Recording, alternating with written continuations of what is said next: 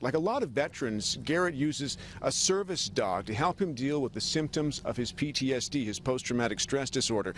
Hershey is a 5-year-old Labradoodle who helps keep him calm in crowds and make the adjustment to civilian life, which is an ongoing process for a lot of veterans who've served as much as Garrett has. 3 tours in Iraq, 1 in Afghanistan. Now, Hershey's no ordinary canine, specially trained for this kind of work with humans, allowed to go wherever Garrett does, no questions asked. But on Sunday, questions were asked when Garrett's mom wanted to take him to a pre-Memorial Day lunch at the Houlihan's in nearby Algonquin. That's where things got a little touchy, and the veteran, his mom, and his service dog were turned away.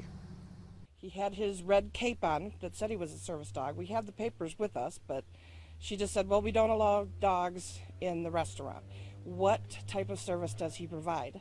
And my son said, you're not allowed to ask that. I've expected that by this day and age that everybody knows what service dogs are and that they should be more accepting, especially with our veterans, all other veterans like me, who have to have a service dog to kind of acclimate themselves to this new world again.